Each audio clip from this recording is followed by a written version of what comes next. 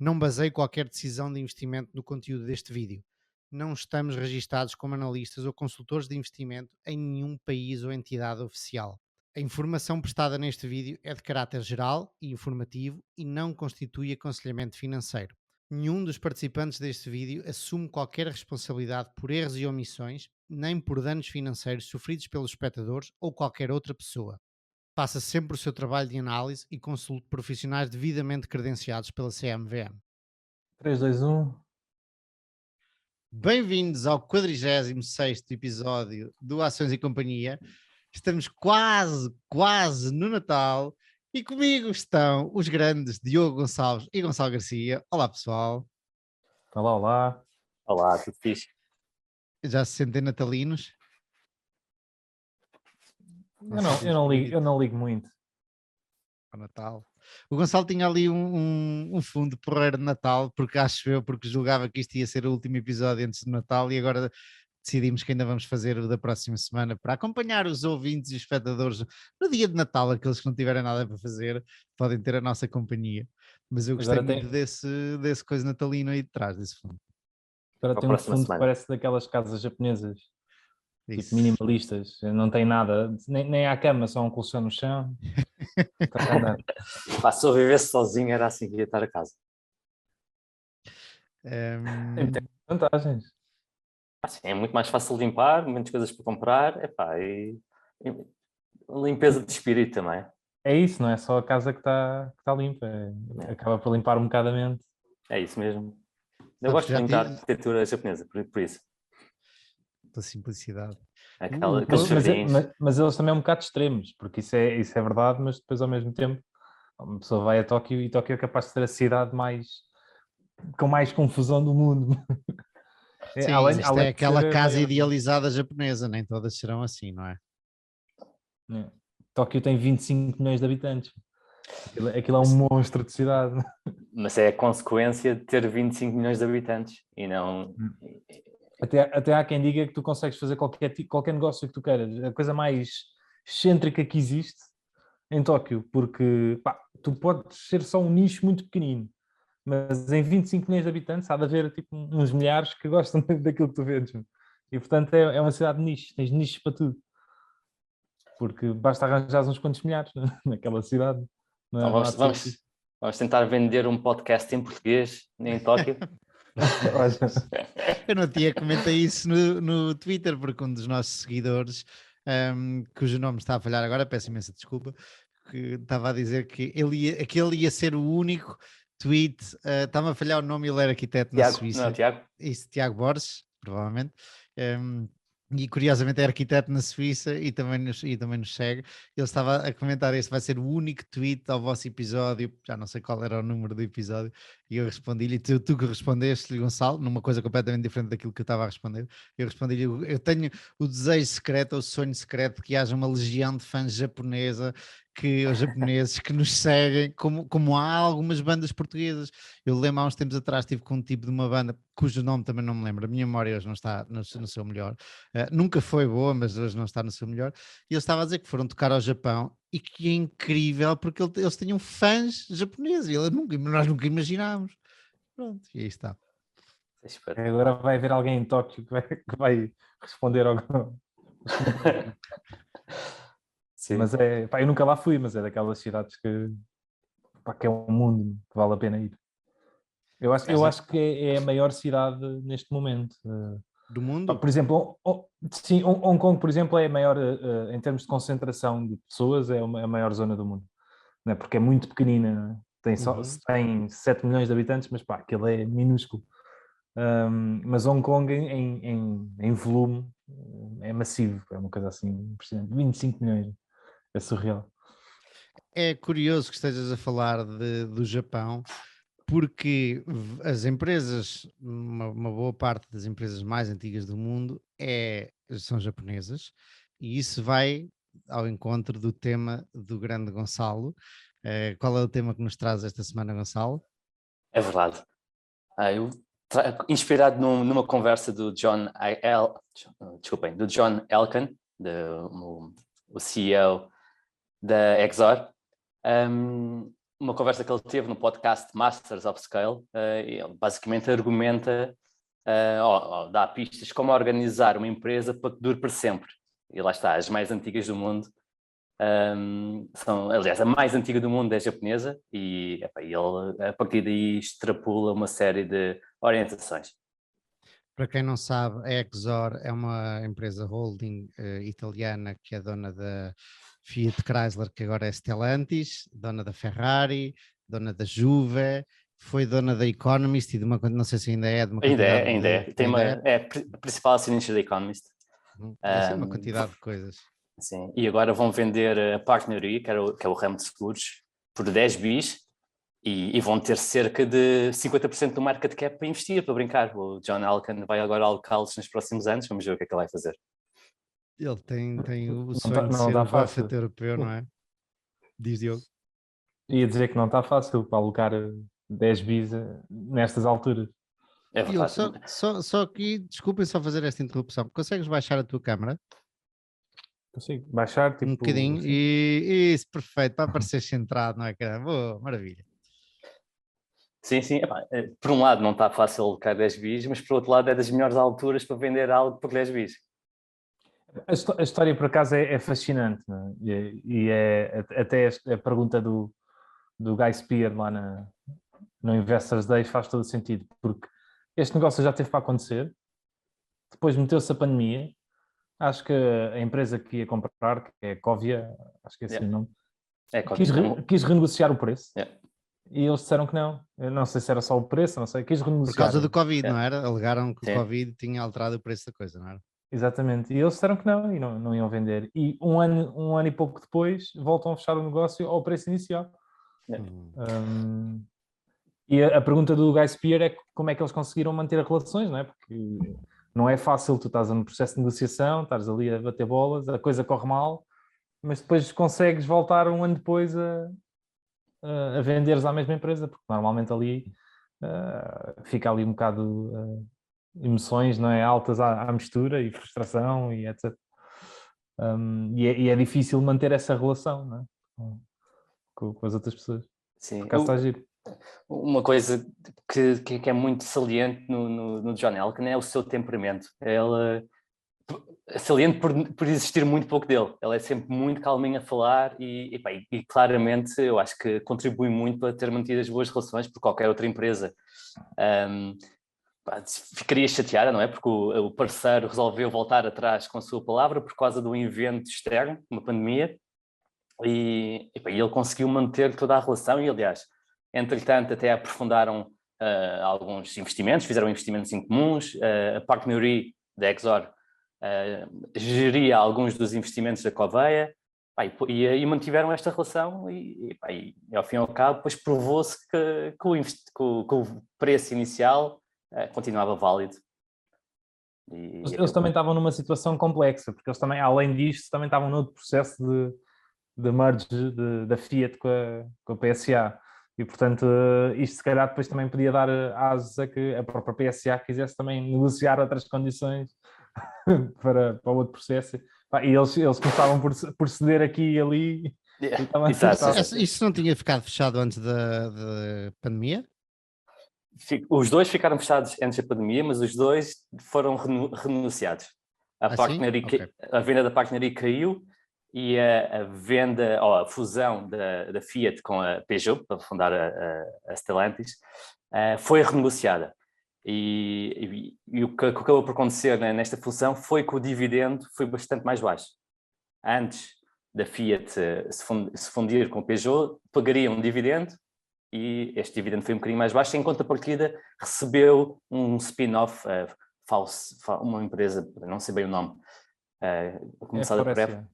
Faurecia, exatamente. É de carros também, não é? Sim, de peças componentes. De carros. Componentes, sim. E para compensar recebeu essa empresa. Compensou um bocadinho. E também a Peugeot pagou menos dividendos, lá está. Na altura também pensava-se que este cash ia ser necessário para as empresas sobreviverem ao Covid. Eu ainda me lembro, isto há uns anos, do César Borja ter feito um estudo das empresas todas de carros E a Peugeot era a única que era net cash. Todas elas era... Pá, financeiramente, pelo menos, era a mais responsável. Sólida. Sim, Mais do sim, que a sim. Fiat Chrysler? Eu acho que sim. A Fiat era quase net cash, mas não era net cash. Okay. E o teu tema, Diogo, qual é? O que é que nos trazes hoje? O tema é a era da desinformação e o problema da desinformação hoje em dia. Ok. Quando comentaste esse tema e eu fiquei a pensar, isso é algo que te preocupa ou que te chateia um bocadinho, porque já o comentaste várias vezes, já demonstraste o teu desagrado em relação a uma série de situações, e desta vez foi mais uma no Twitter, não é? Sim, epá, eu às vezes estou assim chateado com o que anda aí, mas na verdade não me afeta muito. O que me afeta mais, o que realmente me chateia é quando eu caio, porque todos nós somos suscetíveis a isso e até eu posso cair em ratoeiras destas, não é? Por assim dizer. Aí sim fico mesmo chateado. Agora, quando são as outras, eu gosto de refilar, mas na verdade não me chateia muito. Cada um sabe de si. Sim. Mas sim, todos nós somos suscetíveis a isto, não é? Este é um problema grave. Eu trago... E ficas chateado contigo ou com os outros porque ires nessa ratoeira? Comigo. Contigo, Claro. Os outros não têm culpa nenhuma dos meus erros. E tu, Manuel, o que é que nos trazes? Eu trago a GoPro. Esta semana estive a olhar para a GoPro, falei contigo, eu e o Gonçalo fomos a uma noite... Pensava que estavas a olhar para outra, pá, e que ficou em... Agora não se pode dizer nomes aqui. Mas eu e o Gonçalo fomos a uma quiz night na quarta-feira, ali perto do Campo Pequeno. Lutámos para não ficar em último e conseguimos ficar em penúltimo. Foi uma grande vitória da nossa parte, da nossa equipa. E até lhe tinha comentado porque é que até estava a gostar da GoPro, e é isso que vos trago hoje. Porque a primeira reação é sempre GoPro, estás a brincar, isso é tipo Kodak, e o Gonçalo deu o exemplo Polaroid e por aí fora. Mas é interessante que a GoPro está a fazer um turnaround que parece com muito sucesso. Porque é que não é da China, não é? Que faça GoPros mais baratas. Há muitas. Pronto, isto também entra aqui na equação. Portanto, quem é que vai primeiro? Eu posso ficar para o fim hoje. Boa, então eu posso arrancar. Então vamos ver como é que organizamos uma empresa para que dure para sempre. É aqui Atenção, só o teu microfone está a roçar no casaco. Está a roçar. Nós, começando aqui por um enredo histórico, sabemos que há muito poucas empresas que conseguem escalar tremendamente, ou seja, ficarem muito grandes e durar bastante tempo. Curiosamente, entre as empresas mais antigas do mundo, 90% têm menos de 300 pessoas, 300 funcionários. E a empresa, como falámos há pouco, a empresa mais antiga do mundo é um hotel japonês. Foi fundado no ano 705. Ainda é propriedade familiar e vamos lá ver se eu digo isto como deve ser, vai na 50ª geração. Portanto, número 50 de gerações. E hotéis à parte, a empresa que tem um negócio mais antiga do mundo é uma empresa vinícola da Alemanha. Novamente é propriedade de uma família e foi fundada em 862, portanto foi fundada há 1159 anos. Fiz agora a conta muito rapidamente. Foi fundada há 1159 anos. E continua na mesma família? É incrível. E o hotel japonês também. Uau! Mas eu dos japoneses já espero tudo, já não sei, acredito mais disso, não me é tão surpreendente de um japonês do que de um alemão. Ok. E é interessante pensar e verificar que estas empresas que sobreviveram por mais tempo, e quando falamos aqui de tempo falamos de centenas de anos, ou vários séculos, são de alguma forma negócios de nicho, não é? Em vez de empresas que crescem muito rapidamente e que se tornam gigantes. Portanto, quando uma empresa cresce, pode gerar mais capital, pode gerar ótimos retornos, mas também precisa de mais colaboradores, precisa de mais recursos, fica mais complexa, atrai mais atenção, atrai regulação, enfim, tal como um metabolismo, não é? Empresas com um metabolismo, à medida que fica maior, também precisa de muito mais comida. E não sei se vocês sabem, agora lembrei-me, há um tipo de crocodilo que tende a viver para sempre, não é? Há crocodilos com centenas de anos, 150 anos. Pergunta-nos, não é, e nós fazemos ideia, nunca tinha ouvido falar disso, mas ok. Sim. Tendem a viver para sempre, ou seja, não se sabe muito bem qual é a idade limite desse crocodilo. Quais são os mais velhos conhecidos? São mais que as tartarugas? Sim, têm cerca de 150 anos. Crocodilos não sabia, mas há uma espécie de medusa que teoricamente é imortal. Imortal em termos de idade. Porque ela chega à idade... em termos de quê? Não, podes matá-la, não é? Ou seja, ela não é...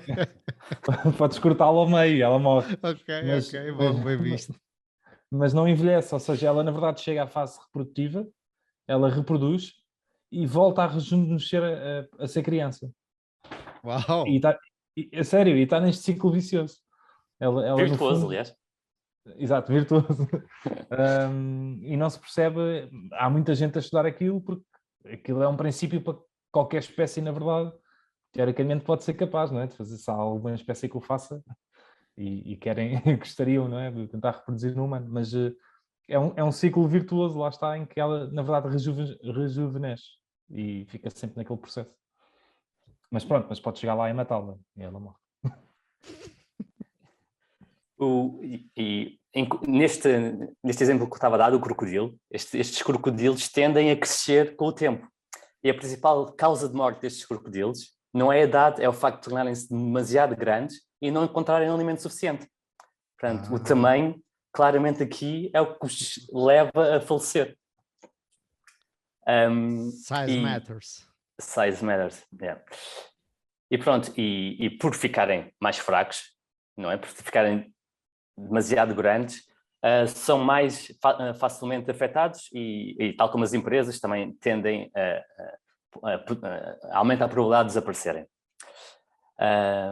Portanto, nós como donos de uma empresa, não é? e vamos pensar que podemos decidir a alocação de capital ou a estratégia da empresa, temos dois objetivos que poderão puxar para lados opostos. Não é? Já queremos que a empresa cresça de forma rentável, certo? Para gerar mais capital. Mas também queremos que este crescimento não aumente a fragilidade da empresa. E como é que resolvemos isto? O que o Elkann propõe é uma multidimensionalidade. Ele dá o exemplo das cidades. As cidades, à medida que se expandem, tendem a tornar-se entidades mais fortes. E uma das razões é porque as cidades normalmente têm várias dimensões. Não é? São organizadas à volta de vários interesses, vários setores, têm vários municípios. E o que o Elkann fez com a Exor foi, de alguma forma, criar multidimensões no sentido de estar em vários negócios, em várias geografias, e estes negócios serem completamente independentes e serem até geridos de forma independente uns dos outros. Como sabemos... Importante. Desculpa? Diversificação. Sim, diversificação, sim, mas não é uma diversificação só por diversificar. Não é? Por exemplo, olhando para a Exor, o ativo principal há 10 anos era a Fiat. Mas dentro da Fiat, a Fiat continuou a crescer e saiu de lá o ramo industrial, que é SHNI, basicamente fazia, ou ainda faz, tratores para o campo e autocarros e caminhões. Isso é que faz a New Holland, não? A marca? Exatamente. Faz a New Holland e faz a Iveco. Okay. Este foi um spin-off.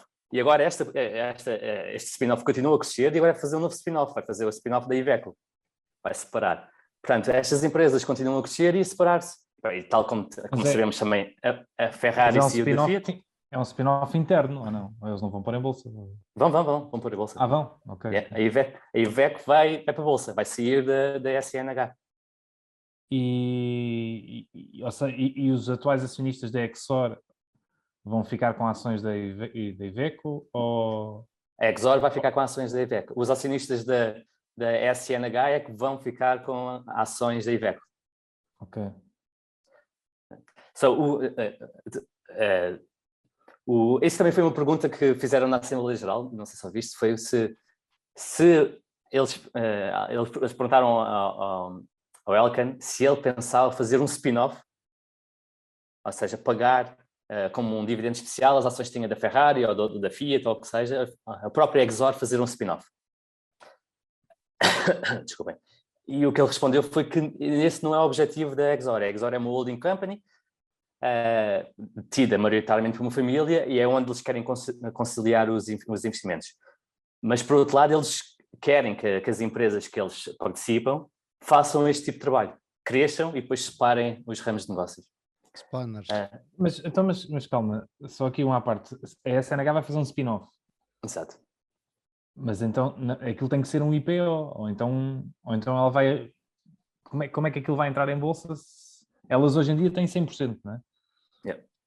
Elas fazem um spin-off e depois fazem um IPO, não tem hipótese. Ou então tem que vender uma parte, Sim, pode não ser um IPO, mas tem que vender uma parte em bolsa, não é? Tem que Fica encaixar para os acionistas todos, só que cotado em bolsa. Para Exatamente. os acionistas da casa-mãe, na listagem direta, fica cotado em bolsa. Tu, se tinhas ações da casa-mãe, ficas com ações num rácio X da nova. Ok, porque não é detida por inteiro pela Exor. Exatamente, a Exor tem tem 20 e tal % da SNH, o resto é detido em bolsa. Mesmo que tivesse 100%, podia torná-la pública em bolsa e independente, e dava a cada acionista da Exor, por exemplo, uma ação dessa empresa, ou não? Acho que sim. Certo, se fosse 100% podia fazer um spin-off, mas aí os acionistas da Exor iam receber ações. Mas neste caso os acionistas da Exor não recebem, porque a participação é detida através da Exor. Portanto, a Exor está ali no meio. Só os acionistas da SNH é que recebem as ações da Iveco. E essa SNH já é cotada em bolsa? Sim, exato. Okay. Ou seja, a Exor vai receber essa porcentagem, mas depois, como não vai vender, vai ficar com uma porcentagem da Iveco e com uma porcentagem da... Exatamente. Tal e qual como eles fizeram com a Ferrari, se bem que com a Ferrari eles fizeram primeiramente um IPO da Ferrari e depois é que fizeram o spin-off. Mas aqui é um bocadinho diferente, vão fazer o spin-off sem fazer o IPO. Porque também a empresa não precisa de capital. Onde é que eu ia? E na diversificação, eu disse que ele basicamente defendia a diversificação. Nós uma vez já falámos aqui de outras formas de uma empresa, quanto maior é, melhor é, que eram os efeitos de escala tipo de partilhadas, como é o caso da Costco e da Amazon. Esse era uma das formas de quanto mais maior, mais cresce, mais forte se torna. Neste caso, o Elkann, nunca sei o nome do gajo. Elkann defende a diversificação e tu estavas a argumentar que não era uma diversificação qualquer, era uma diversificação específica. Certo. O ponto é, tu queres crescer, mas tu não queres crescer na mesma dimensão. Portanto, uma forma de resolver isso é exatamente seres um spawner. É veres, dentro da Fiat tem aqui este negócio de Ferraris, que é um negócio à parte, claramente corresponde a inputs diferentes, tem uma carteira de encomendas e é muito mais estável, margens muito maiores. Isto pode ser uma outra dimensão, não é? Uma outra vertical, ok. Outra vertical. Então vou separar isto e cresces assim.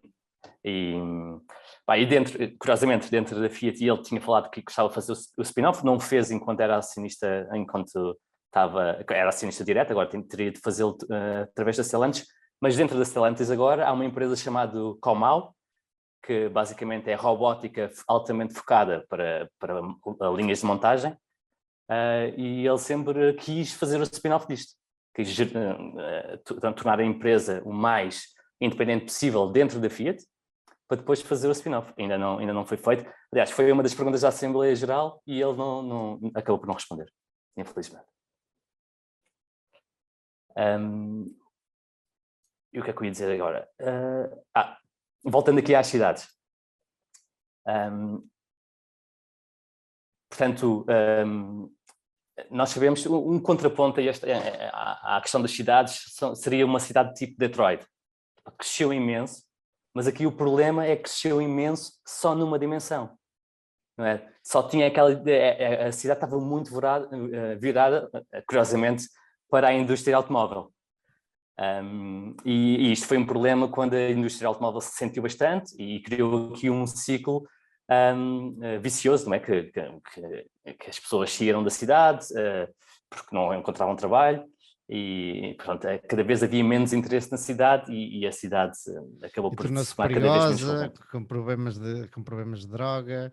É curiosíssima essa história de Detroit, é quase tipo a Gotham City do Batman. E aqui a questão é que a sorte também está muito virada para o ramo automóvel, não é? Apesar da Ferrari poder não ser considerada automóvel, mas Iveco, não é? Stellantis e mesmo a Ferrari, está tudo... Mas diz-se, eu li alguém dizer, aqui há uns tempos atrás, que o tipo Alcan queria fazer a fusão com a PSA, porque exatamente queria-se ver livre do negócio mau que é a Fiat. E era muito difícil sair e vender as ações da Fiat, sendo um dos maiores acionistas, e se fizesse a fusão, tornar-se-ia mais fácil ele ir vendendo a sua posição e ir diversificando para outros negócios melhores. Isso foi um ponto de vista que eu li, fez-me sentido na altura, já vi ali o Gonçalo a terceiro, assim, a revirar os olhos, sim. Fui só buscar aqui a minha cábula do NAV da Exor e onde tenho as participações. Eles realmente tinham 20 e 23% da Fiat, da FSA, e com a fusão passaram a ter 14% da Stellantis. Portanto, realmente fica mais fácil, em caso de necessidade, de ir vendendo ou vender a participação inteira, do que se tivessem quase o dobro da participação. E Stellantis são 24% do NAV, Ferrari são 33% do NAV e SNH são 19% do NAV. Portanto, estas três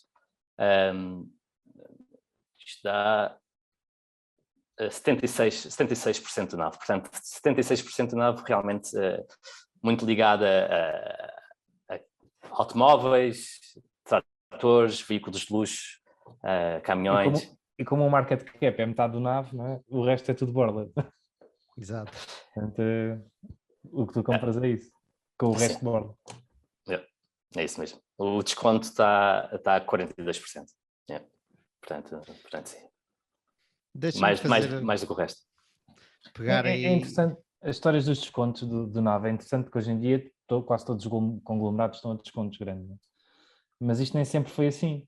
E, portanto, obviamente que o desconto em si não vai ser a tua fonte de retorno ao longo dos anos. Não é? E o próprio John fizeram-lhe essa pergunta e ele responde: o mais importante é nós continuarmos a crescer o NAV.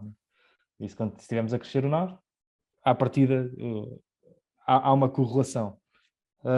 Mas, efetivamente, isto nem sempre foi assim. E há épocas em que os conglomerados até já houve épocas em que estavam acima a um prémio do NAV. E, portanto, isso eventualmente pode voltar a acontecer. Portanto, é outra margem de segurança que uma pessoa tem quando as coisas estão a desconto. Se tu gostas do que está lá dentro e ainda está a desconto, né? Pode demorar alguns anos, né? Mas se daqui a uma década, e se ainda mantiveres, né? Porque pode não ser fácil manter durante 10 anos, pode reverter e até dar um prémio. E só aí tens uma margem grande. E se for um bom alocador de capital, ainda está aquela proteção se vier abaixo, ele ou ela ainda compra mais ações. Exato, e a desconto vai comprando e eventualmente se tiver um prémio ainda imita ações, vai comprar outros negócios e joga com isso. Gonçalo, permite-me fazer aqui só um ponto em relação às cidades, porque depois disso toca-me especialmente por causa da minha formação profissional. E estava a pensar em Coimbra. Coimbra é conhecida por ser a cidade da universidade e realmente não se passa grande coisa em Coimbra se não fosse aquela universidade. Já agora há umas startups no Instituto Pedro Nunes e há alguma indústria, mas muito menos do que já houve em tempos.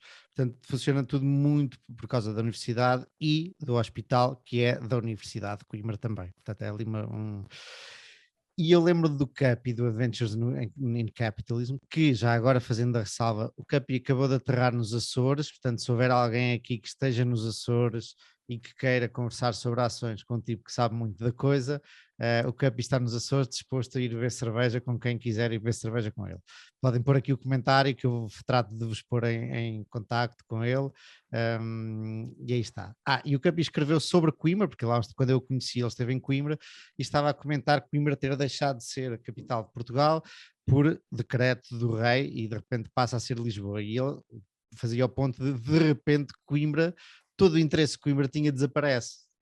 Ou o grande interesse que Coimbra tinha de ser capital desaparece e de repente o que terá acontecido aos preços das casas? Nós não sabemos, pelo menos eu não fui procurar, ele também não foi procurar, mas o que terá acontecido aos preços das casas? E eu fiquei a pensar nisso, e Coimbra é dependente de uma, ou muito dependente de uma universidade. O meu chefe, quando eu trabalhei em Barcelona, dizia-me, também investi em imobiliário, e ele dizia-me sempre, pá, imobiliário tens que comprar sempre, tem que ter 3 coisas à volta: hospital, educação e aeroporto, se não me engano, e porque o aeroporto gera turismo ou é um reflexo do turismo, independentemente se é isto ou se também metemos indústria, a história, o que ele queria transparecer era que, ou a mensagem que ele queria passar é: se uma delas falhar, tu tens outras 2 coisas que te mantêm o valor do imobiliário ainda em altas. Ao passo que se só tiveres uma coisa e ela falhar, lixou-se todo o imobiliário que está ali à volta. E isto nas empresas também tem, também se pode transpor para as empresas, como o Gonçalo está a fazer e muito bem, da necessidade de diversificar, não todas as empresas, como já vimos, mas da necessidade de diversificar para trazer resiliência ao negócio. Mais do que diversificar, é crescer em coisas que façam sentido, não é? E tentar, uma coisa que a Exor diz bastante vezes, é que eles só têm 20 e tal pessoas nos headquarters, à semelhança da Berkshire até, e que tentam interferir o mínimo possível. E às vezes tem que interferir, lá está, na Ferrari, o John teve que ser CEO porque o CEO antigo saiu, mas ele teve que ser CEO durante 6 meses até enquanto fizeram um headhunting para encontrar uma pessoa alternativa.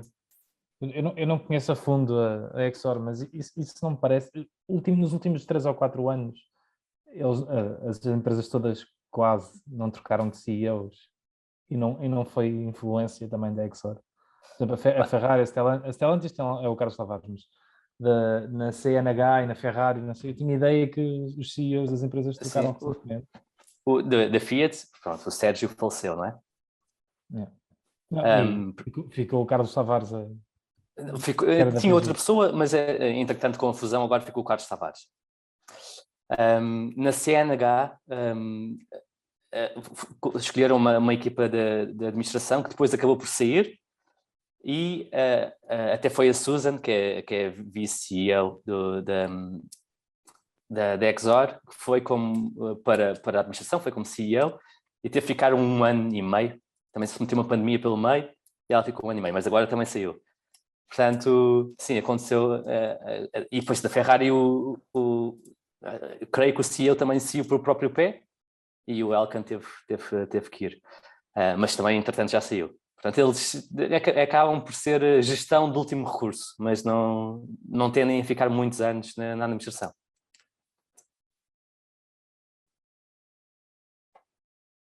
Eu não tenho mais perguntas. Outra coisa curiosa é que sabemos que, pelo menos, os grandes conglomerados que acabam por correr bem, não é? E que não acabam pelo seu próprio tamanho. E um exemplo que acabou pela sua dimensão, também derivado da sua dimensão, seria a General Electric, não é? E era muito intervencionista nas empresas que tinha.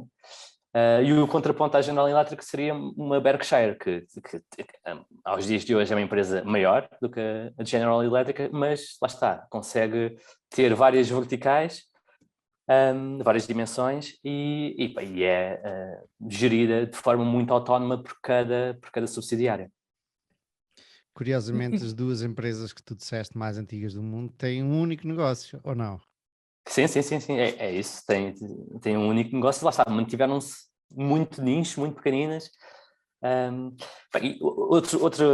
Ao ouvir isto, lembra-me, por exemplo, o Facebook e o facto de ter-se tornado tão dominante nas nossas vidas e ser a rede social mais vista, acaba por tornar também mais frágil à regulação e a toda a atenção que queria gerar tanto dinheiro e ter uma dimensão tão grande e ser tão saliente nas nossas vidas. Portanto, por um lado, é ótimo que seja tão grande e que gere tanto dinheiro, por outro, no ponto de vista de antifragilidade, pode não ser tão bom. E se fosse um negócio assim um bocadinho mais nicho... Isto é assim, mais quietinho. Isto é tudo muito bonito, mas na verdade, qual é o interesse para nós investidores ter uma empresa que vai durar 500 anos, não é? É preferível, estou só a fazer de advogado do diabo. Se tu tiveres uma empresa que está continuamente a crescer imenso durante 30 anos, mas ao fim de 30 anos aquilo cresceu demasiado e a coisa começa a correr mal, o que é que me interessa a mim? Se eu tiver 30 anos com aquilo a crescer brutalmente e ter retornos, aquilo é uma 100 bagger ou uma 1000 bagger, depois se a coisa começar a correr mal, já fez 1000 vezes do capital inicial. Agora... Tudo depende e há aqui várias respostas a essa pergunta. Não há uma que esteja certa ou errada, mas tudo depende do que tu queres e do teu horizonte temporal.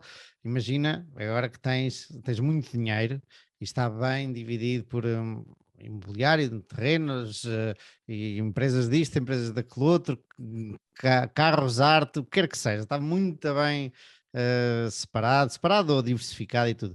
Tu não te importas, acho eu, tu não queres, se calhar não queres vender o Picasso no dia a seguir.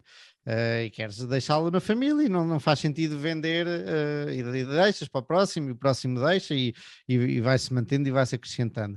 Eventualmente, com uma empresa que tenhas no portfólio, também não queres andar a manter o teu portfólio com uma atenção como mantens agora. E eventualmente, se tiveres alguma empresa assim que te dure ali 300 anos, tipo, ninguém se precisa de chatear com o portfólio, sabes? Sim. É uma assim, perspectiva que eu imagino que possa, a quem esta empresa possa interessar.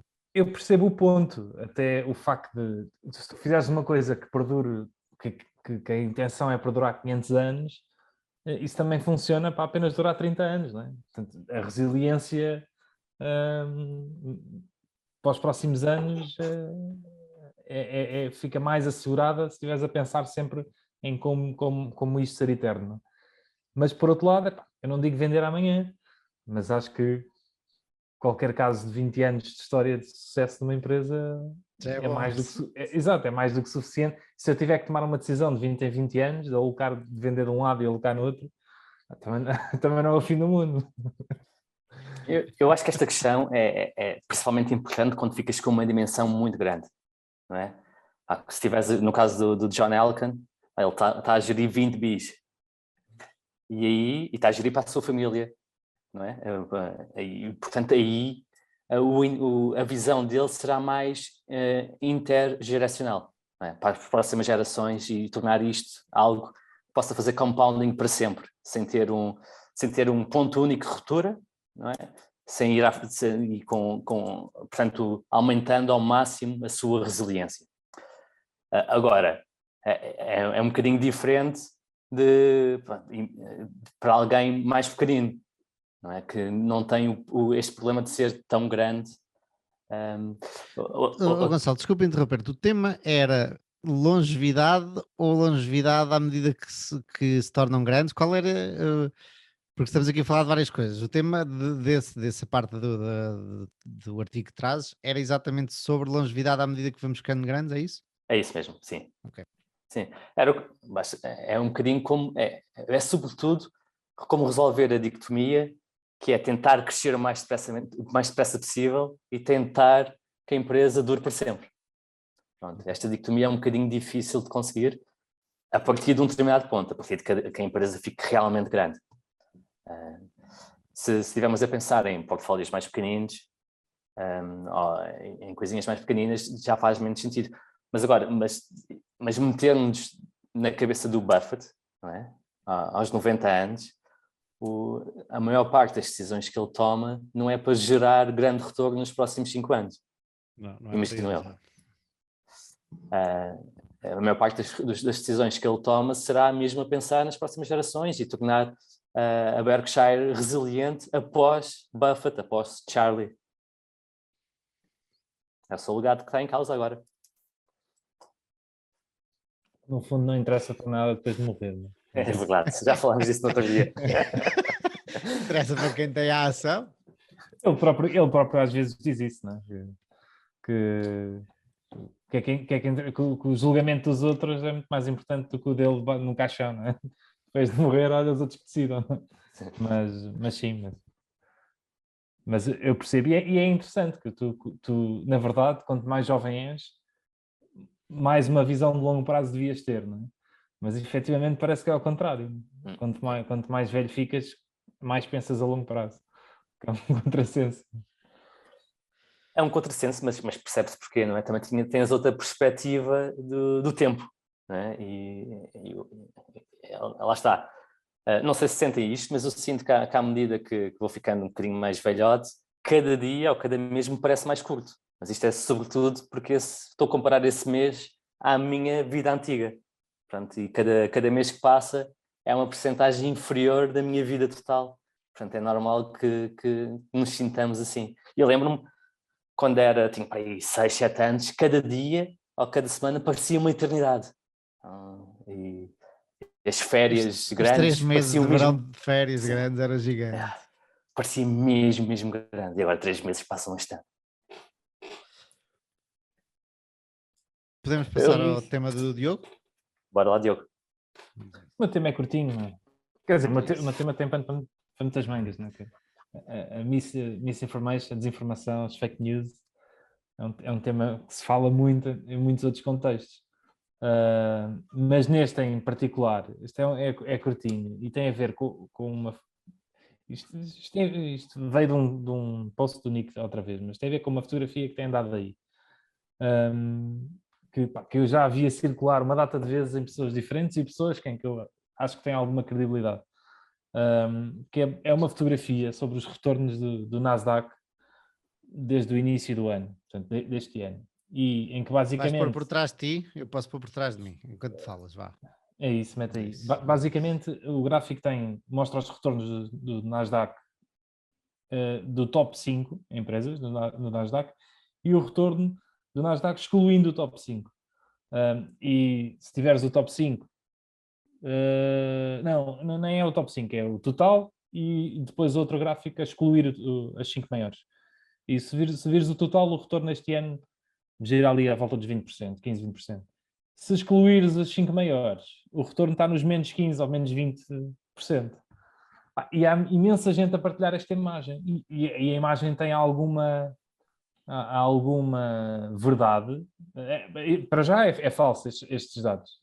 É esta? Mas não. Era a outra. Era outra? Ele tem 2 imagens no tweet. Ok, já lá vamos. Mas também podemos falar dessa a seguir, mas pronto, é outro. Para já tem algum pingo de verdade, que é, efetivamente, há uma dispersão muito grande nos retornos. Há muitas empresas que estão neste momento do Nasdaq a cair 60%, ou 70%, ou 50%, enquanto há outras que estão em máximos históricos. Mas a dispersão não é assim tão grande como eles demonstram aqui. E que, na verdade, apesar de muita gente já ter vindo puxar esta imagem, se nós excluirmos, o Nick vai fazer os cálculos, um bocado complicado de fazer, ele fez com o Nasdaq 100 e não fez com o Composite, que tem tudo, mas ele depois também tira outras conclusões a seguir e diz como é fácil de desprovar, fácil entre aspas, com o Composite, mas com o Nasdaq 100 excluindo as 5 melhores, o retorno é só ligeiramente abaixo do retorno total, enquanto num deles está a 28%, no outro está a 19%. Positivos.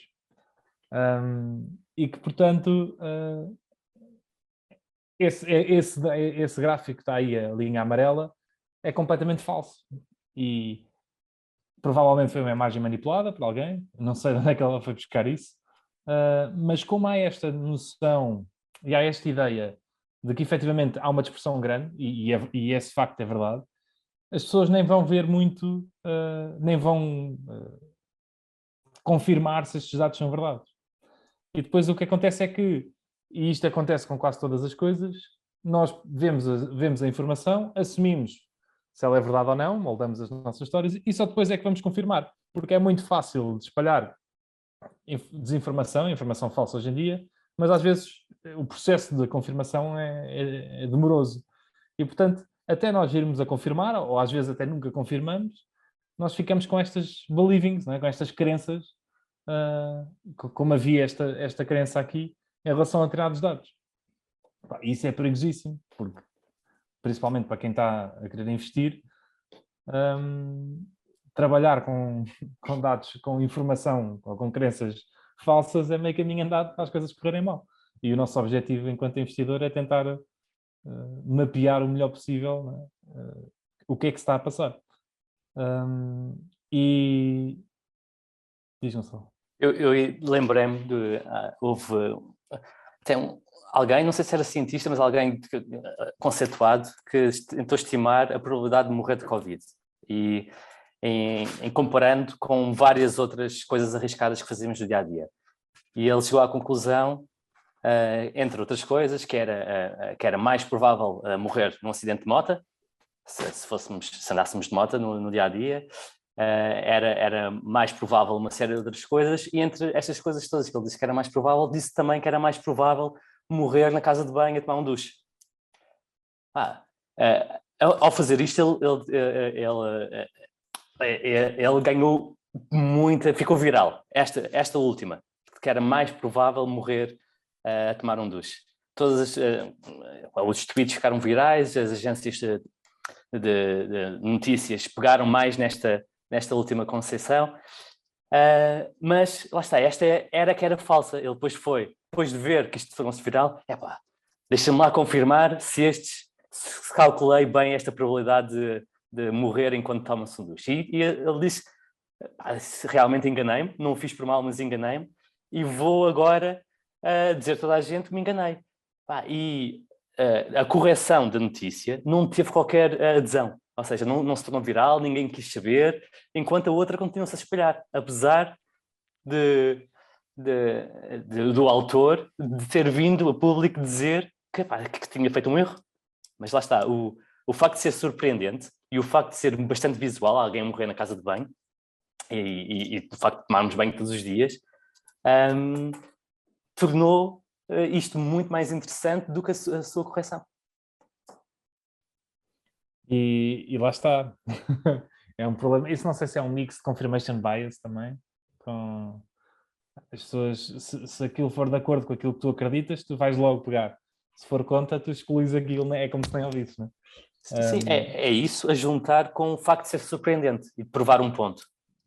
Não é? Imagina, se tu achas que Covid não é muito importante e és anti-vaxxer e não usas máscaras e não sei o quê, vai espalhar esta... é mais provável que morra a tomar banho, porque é que me tenho que preocupar com Covid?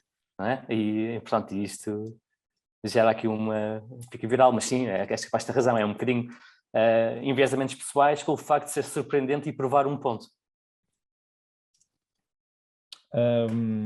E depois desta, já agora, a segunda, ele mostra uma segunda imagem com um gráfico, agora não vou conseguir pôr aqui também, mas pronto, não interessa, em baixo, sobre os inflows de cash para o mercado de equities, a quantidade de dinheiro a entrar.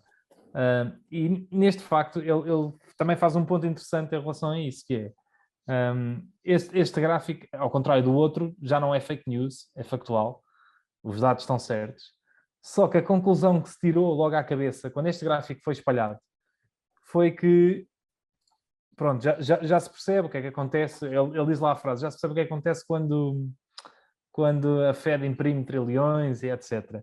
Mas a conclusão óbvia que se tinha tirado daqui é o mercado está muito caro, as ações estão a subir todas, precisamente porque há este inflow brutal de cash para o mercado de equities.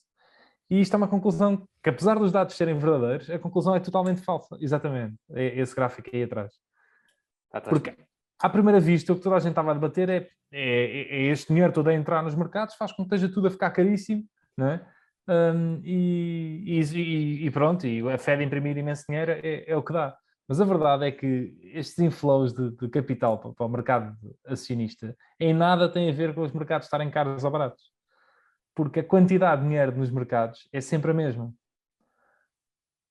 Em termos de valorização, porque para cada pessoa que compra, há uma pessoa a vender.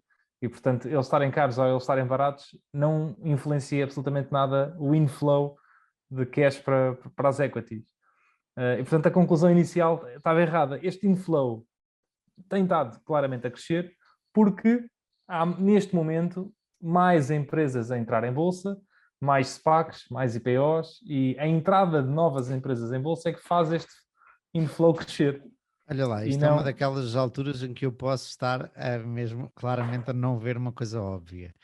Mas quando entra mais dinheiro, tudo bem que há sempre um vendedor, mas há uma procura maior, portanto, à partida tende a subir, a fazer subir preços, ou não? Mas não há maior entrada de cash para o mercado acionista. É igual, porque para cada comprador há um vendedor. Aquele dinheiro que entra é o mesmo que o dinheiro que sai. Sim. Excluindo IPOs, excluindo take privates, não é? Para cada vendedor há um comprador. Portanto, para alguém pôr dinheiro, alguém teve de tirar dinheiro. Pronto, mas há uma pressão compradora. Pode haver uma pressão compradora, sim, mas se alguém vender está a tirar esse dinheiro. Portanto, o dinheiro é estanque. Ok, o dinheiro que lá está mantém-se, mas está a haver uma pressão compradora, portanto os preços sobem. Sim, mas este gráfico atrás não prova isso.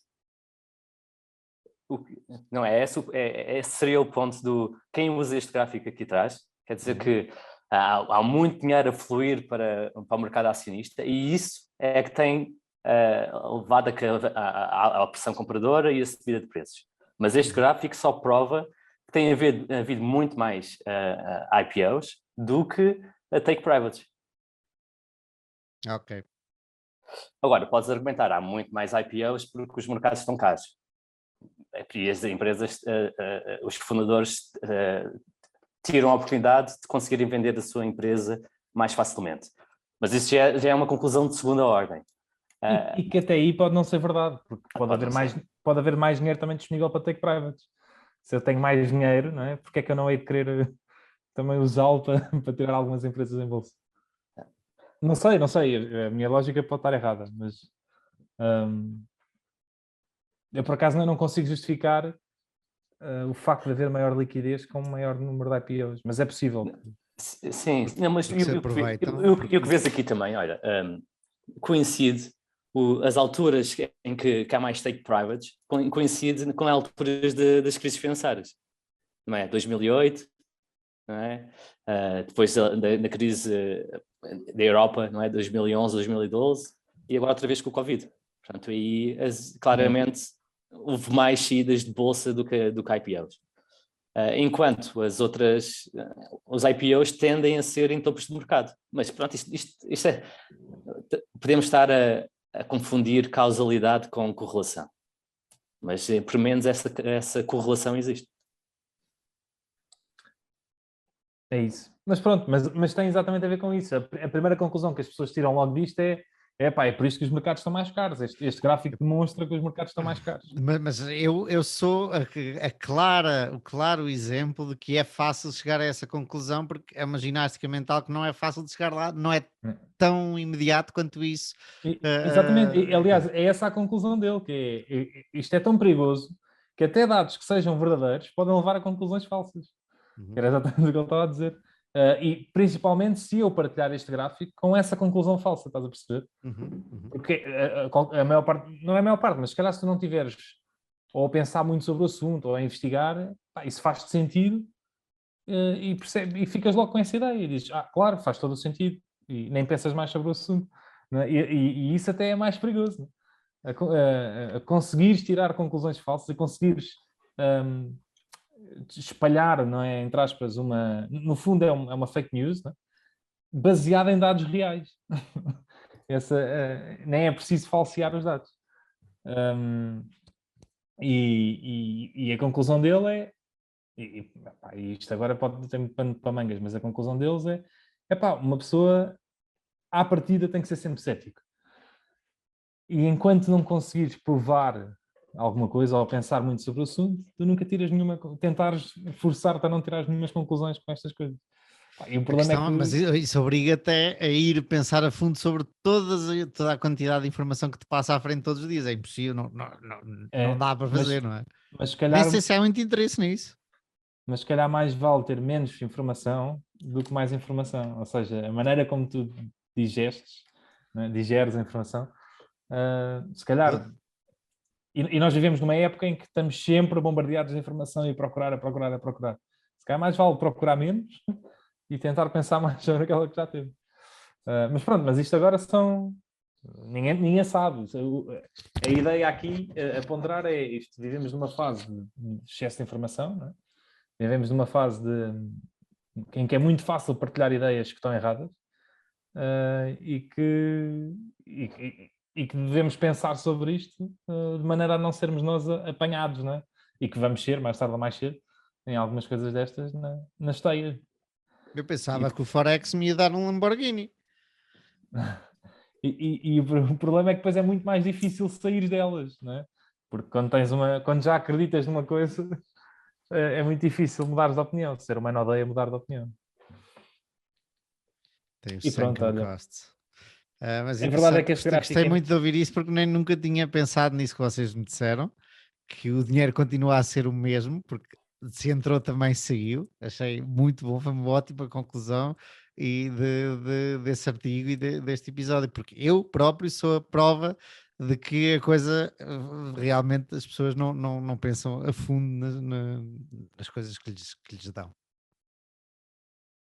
E a informação que vale mais a pena ver a fundo seria a informação que realmente seja relevante para ti.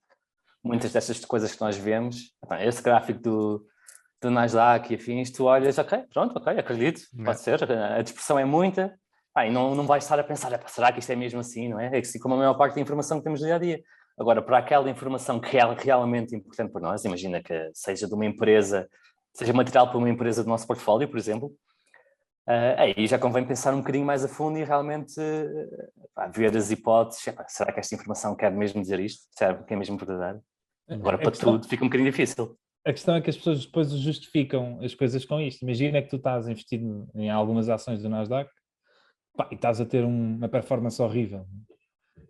Se mostrares este gráfico, é fácil que tu digas assim, que tu agarres logo no gráfico e dizes assim, pois, mas olha, então faz sentido. Eu não estou investido em Apple, pronto, é normal, está tudo a cair 50%, a não ser que tenhas investido em Apple e Nvidia. Né? E é muito fácil tu agarrares-te a isso, né? E estares em negação e tentares, lá está, justificar as coisas, em vez de tentar perceber realmente qual é que é o problema. E este é o problema deste gráfico. Então, peraí, ainda para eu não ficar com a coisa meia aprendida, nesse gráfico que o Gonçalo tinha ali atrás, aquele pico é pode ser novas empresas ou novas ações das mesmas empresas, não é? Sim. Yeah. Sim. As empresas podem estar simplesmente a aproveitar para emitir ações e aí sim está a haver mais dinheiro. Ou seja, há mais emissão de ações do que recompra de ações, não é? Yeah, é isso. E mais entradas em bolsa do que take private. Okay. Exato, e lá está, e também não é só os take privates que levam a arranjar uma diminuição do flow, não é? As empresas recomprarem as suas ações também têm esse efeito, portanto faz o net. O que até faria algum sentido se as empresas estivessem a recomprar menos agora, mas eu duvido. Normalmente é nas alturas que as empresas recompram. Esse também é um dado interessante, um gráfico interessante, que é, as empresas recompram mais ações na pior altura para recomprar ações. Mas também tem a ver com o facto de terem mais cash ou estarem a gerar mais cash nessas alturas. Sim. Portanto, quando as coisas estão mesmo más, tu queres salvaguardar o cash. Portanto, faz sentido que haja essa correlação, não é? Acho que não há muita gente, corrijam-me se este pensamento vos possa parecer errado, mas não há muita gente a criticar uma empresa por recomprar ações. Porque quem normalmente critica as empresas é quem está investido. Quem está investido quer acreditar que mesmo a valorizações altas a empresa está boa porque senão não estava investido. Portanto, à partida vai sempre parecer-lhe, ou vai olhar com bons olhos a uma recompra de ações mesmo a um múltiplo alto. Mais ou menos, eu percebo a lógica, mas eu acho que tens que ver aquilo, lá está, como um investidor normal, não é? Se estás a um pé de 50, apesar de achares que a empresa é muito boa, tens que arranjar a maneira para justificar aquele pé de 50, ou então não vais estar a recomprar ações, não é? Não, vamos dizer que todo o mercado está caro, okay? Por isso não têm que fazer, e por acaso estão a gerar mais dinheiro, que foram os argumentos aqui dados. Se, portanto, não, os CEOs, os managers e a board não encontram aquisições a preços decentes e acham, ou seja, fazer uma aquisição de uma empresa a 50 vezes ou recomprar ações a 50 vezes o lucro, pelos acionistas é muito mais bem visto à partida, tudo o resto sendo igual, a recompra de ações, porque a aquisição é de uma coisa diferente, estão loucos, estão a pagar 50 vezes. A recompra de ações na própria empresa, para aqueles acionistas, a própria empresa está barata a 50 vezes o lucro. Pode não acontecer isto, mas portanto, é mais bem visto do que a empresa ir comprar outra empresa a 50 vezes o lucro. Sim, acho que podemos assumir isso, mas por outro lado, o que seria melhor para a empresa fazer, assumindo que acha que o perto de 50 é alto, ou que a avaliação atual é alta, o melhor a fazer seria pagar dividendos. Pois, é uma das hipóteses. Sim, claro. Ou então acumular cash. Não tem mal nenhum acumular cash. Há piores coisas no mundo, não é? Cash drag. Tens ali os seus retornos, podias ter um retorno alavancado e estás ali com net cash. A pior coisa do mundo é veres o dinheiro a acumular, isto é um problema. É uma chatice, não é? Faz ali um furo, pesa no bolso. Mas sim, é óbvio que depois há níveis de acumulação que deixa de fazer sentido, não é? A Berkshire, por exemplo, não conseguia aplicar, foi acumulando, se calhar agora até faz recompra de ações a um valor que nem acha que seja um valor muito bom em termos de retorno, mas é preferível do que continuar a acumular dinheiro e com a inflação que há neste momento, não é? Portanto, aquilo depois é um trade-off. Tens que ver tens que conseguir fazer alguma coisa com ele, não é? Se estiver parado estás a perder, se não há nada, mas se calhar é melhor teres um retorno de 3 ou 4% do que estares a perder 3 ou 4%. Não é? Mas um bocadinho em defesa da Berkshire, aquele cash é financiado com uma dívida, um float, também não te custa nada. Yeah. Mas a minha frase já foi em defesa da Berkshire. eu acho que faz todo o sentido, lá está, eles não encontram nada suficiente bom para aplicar, acumulam dinheiro. Mas depois também há um valor de cash que tu tens que deixa de fazer sentido, se calhar continua a fazer mais sentido recomprares à mesma. Sim. Eles antigamente eram mais controladores com a recompra, não é? O que podia fazer sentido, não é? Porque assim, podias dizer assim, olha, está bem, não compramos agora, há algures nos próximos 3 anos, vamos conseguir arranjar uma maneira de recomprar o dinheiro que nós acumulámos estes 3 anos, em vez de estar a gastar agora. Mas se aquilo vai acumulando, agora eles não mesmo quisessem, nem conseguiam gastar o dinheiro todo a recomprar ações. Portanto, já é uma posição um bocado difícil. Sim. A Berkshire está aqui, está a 150 bis, eles têm, desculpa, a 650 bis, eles têm 150 bis em cash. Portanto, isso é um bocadinho difícil usar o capital todo. E a posição da Apple são a de 150 bis, a 160. É uma brutalidade. O melhor investimento da história. Em valor absoluto, yeah. Qual era, desculpa interromper-vos, agora lembrando, recebi aqui umas imagens de Inglaterra. Qual era a empresa que estavas a falar há bocado, Diogo, que estavas à espera que eu escrevesse sobre esta semana? Não posso. Diz lá, falar. Qual era? Que estou na dúvida se estavas a pensar na Logista ou na The Works. Não, The Works. The Works, pronto. O Mike... Tu é que disseste que ias falar mais, não é? Ia, mas entretanto fiquei à espera de feedback dos meus contactos em Inglaterra. Eu acho que já comentei isto aqui, na verdade comentei isto no nosso encontro físico e agora posso comentar aqui. Eu sinto necessidade muitas vezes de saber o que é que está a passar por exemplo, eu estudei uma empresa de marketplaces japonesa, gostava de conversar com os japoneses que usam aqueles marketplaces para perceber se realmente eles gostam mais daqueles, usam mais um ou outro, ou da concorrência, e faz-me sempre, a certa altura, sinto necessidade, quando estudo empresas, em alguns negócios, de saber como é que os clientes veem, porque é uma coisa muito local, e a The Works é uma delas, e curioso de teres falado nisso, porque eu às segundas faço o podcast com o Michael Wiggins de Oliveira, que mora em Inglaterra, e eu pedi-lhe para me mandar fotografias, e ele estava a mandar, e eu não escrevi sobre a minha conclusão sobre a The Works esta semana, exatamente porque queria ter feedback, pedi a várias pessoas e subscritores que também moram em Inglaterra, e recebi agora fotografias em direto de uma loja da The Works, suponho eu em Londres, por acaso não sei onde é que o Michael mora, e não está muito cheia, ao passo que outra muito parecida, sobre a qual eu já escrevi, que é a Card Factory, que é uma empresa de cartões de aniversário e cartões de festas, que no Reino Unido é uma coisa muito, muito forte, uma cultura muito forte, uma tradição muito forte, estão completamente cheios e faz fila para comprar cartões de Natal na Card Factory hoje em dia. Eu tanto uma como outra, mas há várias. Os ingleses, sempre que eu vou ver lojas dessas de detalhe, eu acho aquele estilo tão fuleiro e tão piroso, mas aquilo é uma cena que funciona lá, mas aquelas cores, aquelas combinações, aquilo, eu olho para aquilo e para mim é fuleiro aquilo, mas efetivamente os gajos adoram aquele estilo. É uma Atenção coisa que impressionante. a The Works não é muito diferente da Five Below nos Estados Unidos, que é uma empresa que eu acho que eu já falei aqui, que está a ter um sucesso gigante, que tem unit economics incríveis e está a vender e a crescer lojas que nunca mais acaba. Basicamente vendem, para quem não sabe, elas têm diferenças do que vendem, mas vendem bugigangas que ninguém quer a preços muito baratos. São tipo lojas dos 300 de É tipo uma enfeites, Tiger, não? pincéis, tipo, vendem, pá, pincéis, livros de crianças, alguns brinquedos tipo de 1 euro, 2 euros, 3 euros, puzzles, livros de puzzles e de sudokus, por aí fora, assim uma quantidade de treta. O que é certo é que nos Estados Unidos funciona muito bem, e a Five Below está a crescer, que é uma daquelas, lá está, que eu gostava, devia ter aproveitado na queda do Covid. Aqui fica. É assim, não é fácil. Uh, Se fosse fácil... Nós estávamos aqui. Tens ainda alguma coisa sobre o teu tema, Diogo? Não. Só um à parte, mas já agora, nós não entramos com as nossas introduções. Já viram a Turquia? Meu?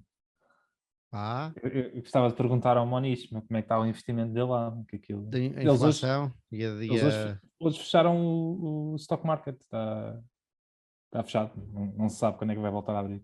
Porque eles estão com problemas de hiperinflação e fuga de capitais e aquilo está o colapso financeiro lá. Eu não sei muito bem porquê, na verdade, mas está um bocado o colapso financeiro.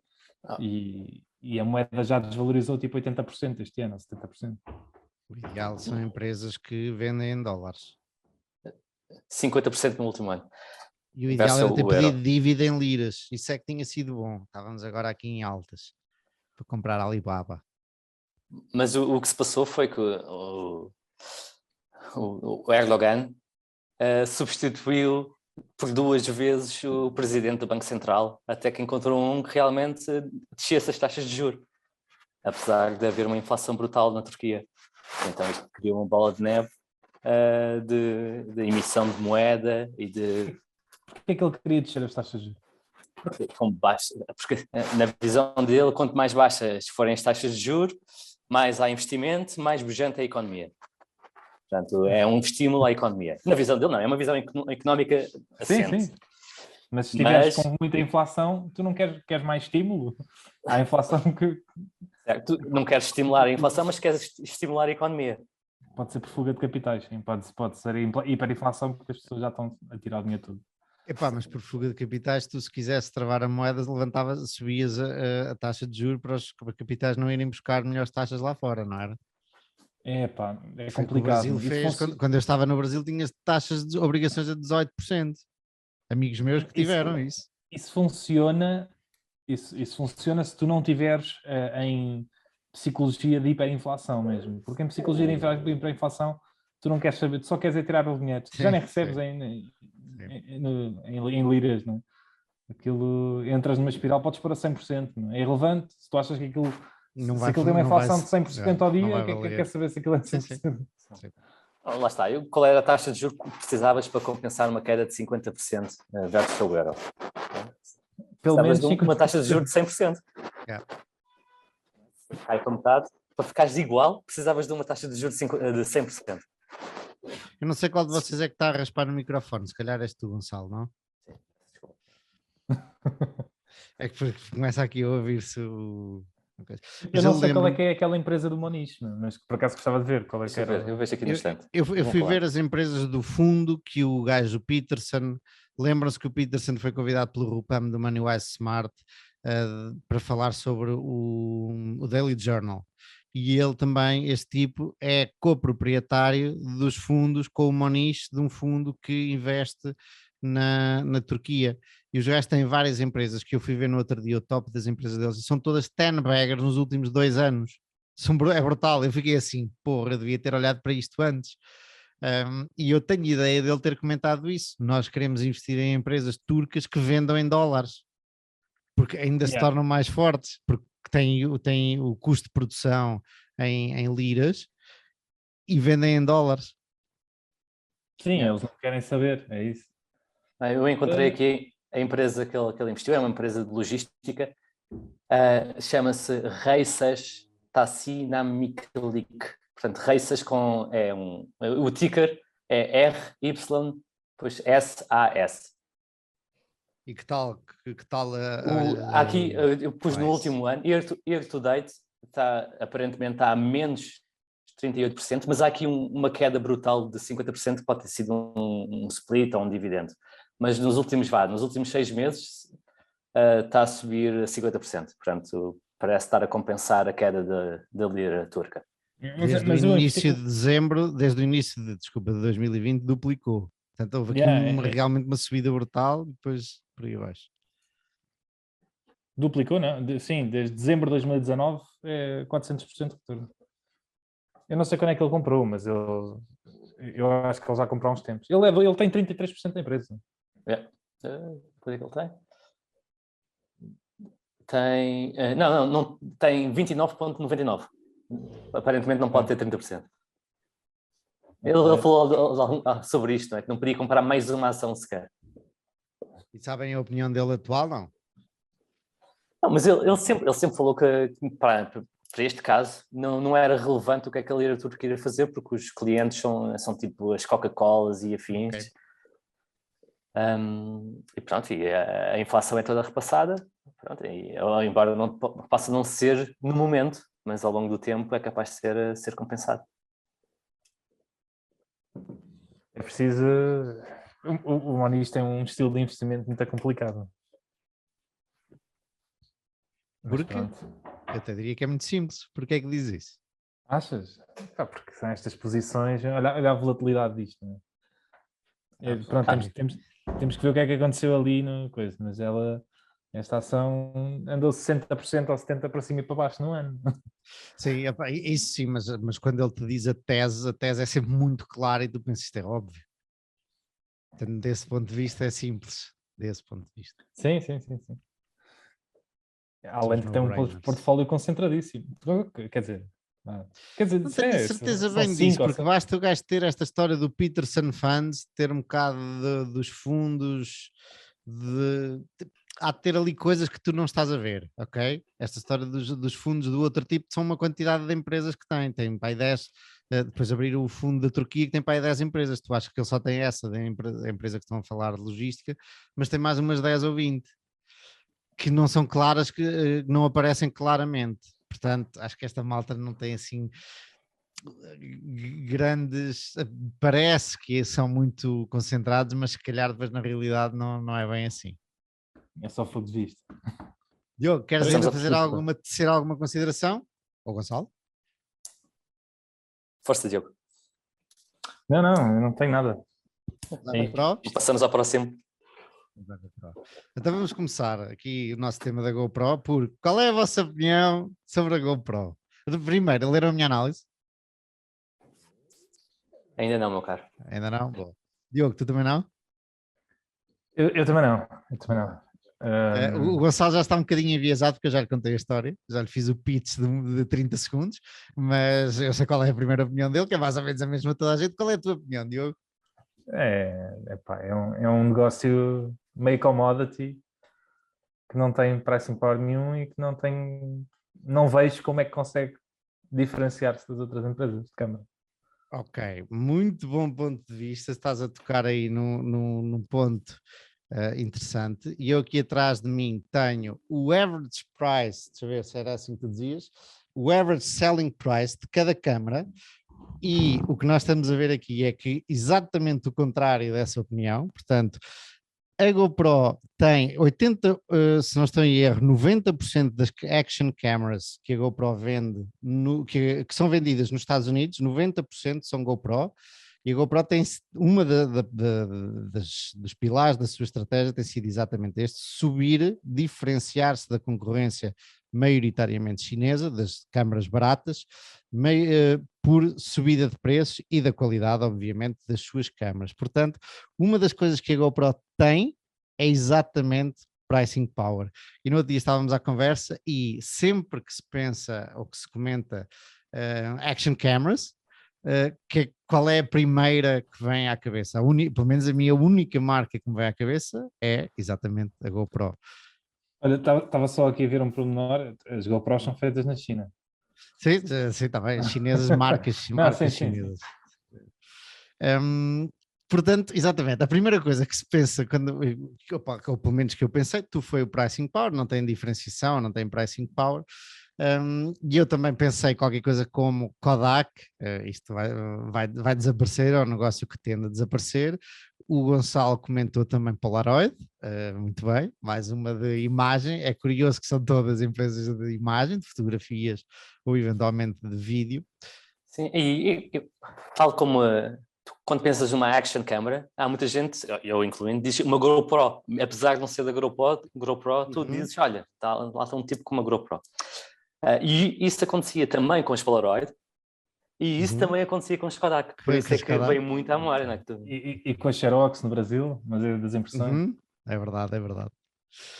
Bom, e atrás de mim está aqui o gráfico das vendas, que atingiu, se virem, teve um crescimento brutal até 2015, teve o seu pico em 2015 e daí para a frente foi sempre bastante estável. Vamos tirar ali esquecer o 2020. O que é que aconteceu em 2015? Opa, é espetacular, porque é uma história engraçada. Os tipos meteram os pés pelas mãos, foi uma atrapalhada de todo o tamanho. Começaram a produzir aquelas câmaras que é Sessions, não sei se já viste, que é parece só uma lente, é um quadradinho, que tem, basicamente chama-se o Entry Product, que era a mais barata de todas, e entrou a concorrência brutalmente, já agora para comentar, em 2014 foi o IPO, ok? Ali um bocadinho antes do pico. E a concorrência de câmaras chinesas mais baratas foi brutal, portanto os gajos lançam esse produto ao mesmo tempo que a concorrência entra a matar, portanto fizeram o contrário do que estão a fazer agora estão a ir para o high-end cameras, para câmaras caras, e acho que até vão começar a concorrer com câmaras que não são action cameras, e aí fizeram exatamente o contrário, e uma quantidade de passos em falso, tinha um monte de pricing points, que baralharam toda a gente, atrasaram-se no drone, gastaram uma pipa de massa no drone, atrasaram-se no drone, e o drone, além disso, depois correu mal, aquilo caía sem ninguém perceber bem porquê, e enquanto se atrasaram, a DJI introduziu o drone deles, que foi um sucesso, que acho que foi o Phantom, se não estou em erro, foi um sucesso gigante, desses gajos correu-lhes tudo mal em relação ao drone. A DJI é uma empresa fora de série. Isto agora, desculpa, só uma parte, mas é giro de se ver. Um dos maiores eventos de Shenzhen é uma competição, uma batalha de robôs, em que a malta, tipo, eu não sei se é no fim do 12º, aquilo é tipo para tentar entrar na universidade, ou não, eu já não sei, mas aquilo é tipo, eles formam equipas, os miúdos, para construir robôs para uma arena e depois andar à tipo batalha de robôs dentro da arena. E a equipa vencedora, eu acho que ganha um estágio, ganha trabalho da DJI. Aquilo é patrocinado pela DJI e, e vai para lá trabalhar. É muito giro. Metam no YouTube e vão ver que aquilo é muito giro. Não, ainda bem. Vamos ao YouTube ver isso. pronto, e ali o que acontece é toda esta mistura de os gajos perderam o foco. Isto, o tipo, lembra-me mais alguns tipos também, pá, aqui mete montes de dinheiro, começa a torrar dinheiro em barcos e em festas e tal, a coisa, por isso é que ainda hoje ninguém tem muita fé no CEO. A verdade é que eles encontraram a sua religião, como se costuma dizer em inglês, e a coisa tem começado a correr bem. Eles perceberam aqui, como vemos aqui atrás de mim, em 2016 a coisa caiu bastante. Eu vou-vos pôr aqui o gráfico dos custos, e eles aperceberam-se que tinham que mudar ou morrer, basicamente, portanto estavam a lutar pela sobrevivência, e este gráfico são os custos, não o custo de vendas, mas os custos de R&D e de Selling General and Administrative. Portanto, nós vemos que em 2016 atingiu o pico, eles perceberam, opá, não conseguimos crescer, vamos ter que reduzir custos. E conseguiram reduzir custos espetacularmente bem. Este gráfico, para mim, eu pelo menos gosto de olhar para este gráfico, porque demonstra uma disciplina brutal de redução de custos. E não só isto, como nós vimos anteriormente, os tipos, as vendas estavam estagnadas. Quando as vendas estão estagnadas e os custos baixam, o que é que acontece? Vamos aqui ao gráfico da profitability. Portanto, em 2016 foi o pico de perda de dinheiro e daí para a frente sempre a subir, a subir, a subir, a subir, e este ano sim vão voltar à lucratividade. Não é lucratividade, eu pergunto sempre esta ao Gonçalo, que é profitability em português, rentabilidade. Não tens microfone, Gonçalo. É sim, mas eu disse rentabilidade, é isso. Portanto, e antes até de passar à estratégia, estes tipos o que fizeram, tiveram um pico, perceberam, não podemos continuar a torrar este dinheiro todo para crescer.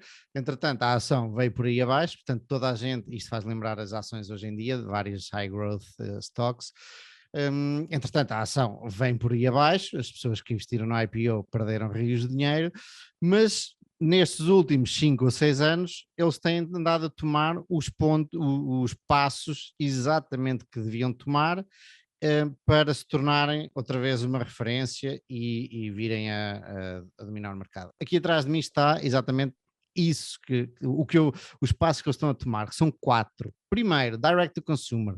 Estão a tentar abandonar as Amazons e as Fnacs e os retalhistas desta vida e vender diretamente no site deles. Isto dá-lhes uma margem mais alta, uma margem muito bruta mais alta, o que lhes permite fazer uma coisa que é a parte mais interessante, que é dar descontos, obviamente, porque como não estão a pagar as retalhistas, podem dar desconto na sua página, e na sua página não só dão descontos, como oferecem por menos $100, portanto, nós na Amazon podemos comprar uma câmera por 400, na página da GoPro podemos comprar a mesma câmera por 300 e oferecem-nos um ano de subscrição da cloud, portanto, da cloud de como é que se diz? De storage, de armazenamento dos vídeos que são automaticamente atualizados, fazem automaticamente o upload para a cloud. E dão-nos um ano, ou seja, dão-nos um desconto de $100, e dão-nos um ano de subscrição.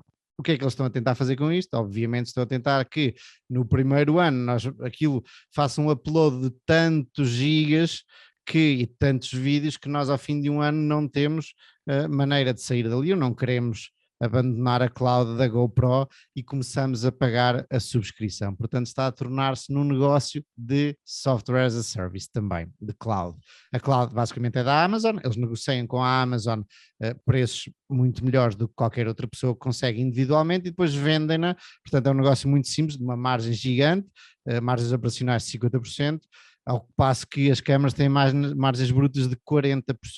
Portanto, só estas duas coisas, passarem direct to consumer, serem eles a vender e não passarem a margem para os retalhistas, e a subscrição faz com que, ainda, aquilo que vimos anteriormente, ainda que as vendas se mantenham estáveis, as margens aumentam brutalmente. Portanto, é uma jogada interessantíssima. Além disto, isto vai ser o episódio do e ainda... Com a subscrição, eles para nos vender a subscrição, porque muita gente acha que não precisa da subscrição, o que eles dizem que estão a vender, ou a oferecer, na verdade, é uma garantia, no questions asked, de se tu estragas a tua câmera, manda-nos a câmera, nós substituímos. Ok? Portanto, as pessoas vão à procura dessa garantia, ainda ficam com aquele um ano de subscrição, ao fim do ano têm ali gigas e gigas e gigas e dizem, opá, é mais barato, que são $50 por ano, é mais barato continuar com a GoPro, com a subscrição da GoPro, do que agora estar a tirar daqui os vídeos todos, ir para a Google, para a Apple, para outra qualquer, ok?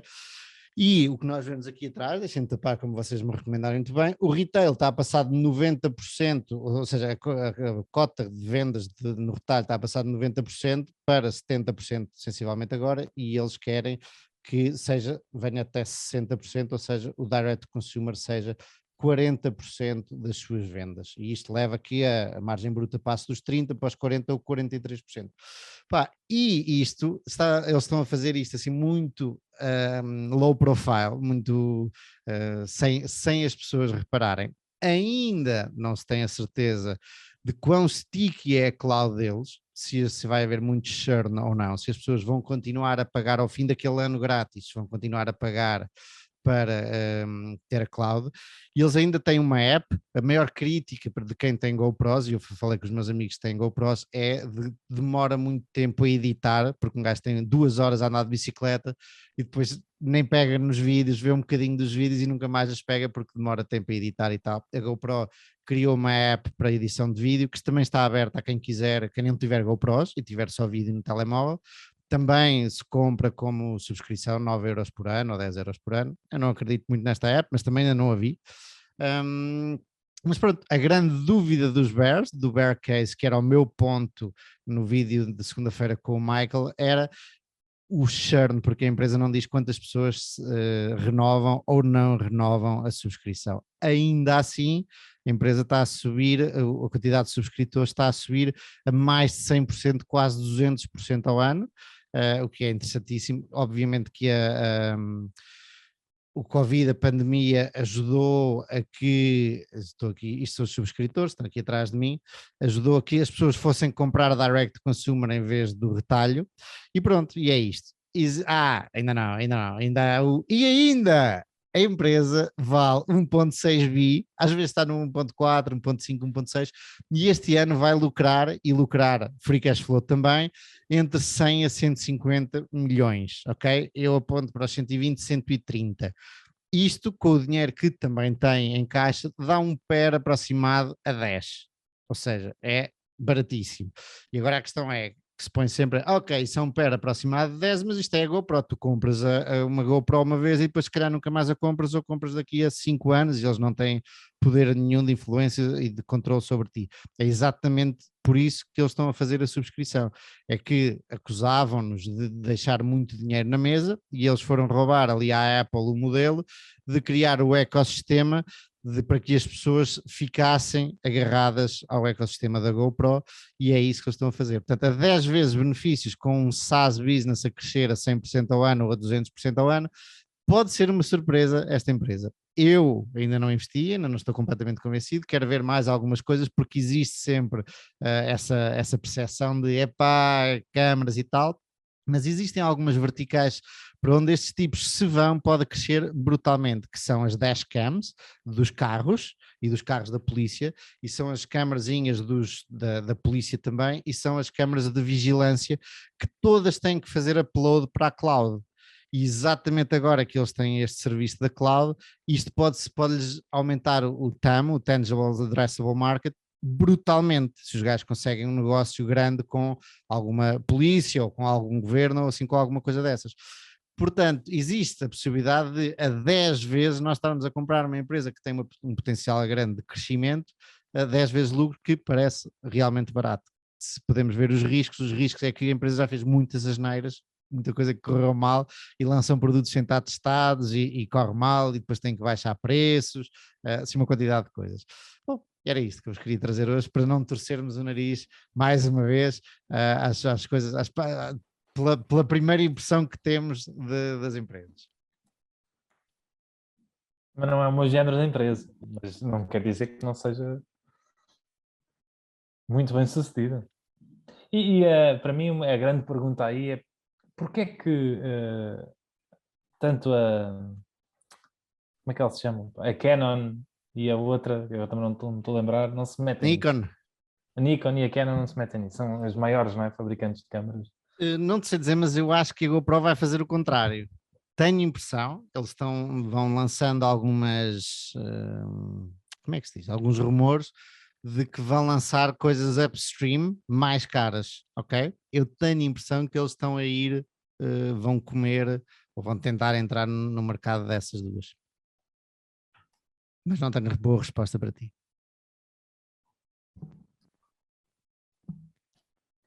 Outro concorrente potencial seria o próprio Facebook, não é? Com os óculos, que já têm câmaras incorporadas, não é? Se essas câmaras melhorarem ao longo do tempo, tu podes fazer muitos esportes. Eu, pelo menos, faço muitos desportos com andar de bicicleta e afins com óculos. E podia ser também. Foi exatamente isso que eu pensei, e agora estou-me a lembrar de um detalhe que é capaz de não ser espetacular. Vocês dois querem que o Facebook se meta em tudo. Mas já se meteu. Porquê é que o Facebook não faz câmaras? Porquê é que o Facebook não faz pagamentos? Eu vou aqui dizer algumas considerações em relação a isso. Há também há malta que pergunta, não, mas isso tu usas o telemóvel, mas ninguém quer pôr um telemóvel na cabeça para depois partir o visor e pagares o mesmo que uma GoPro, ok? Isto é, ou não queres pôr um telemóvel na prancha de surf com medo que ele fique no fundo do oceano.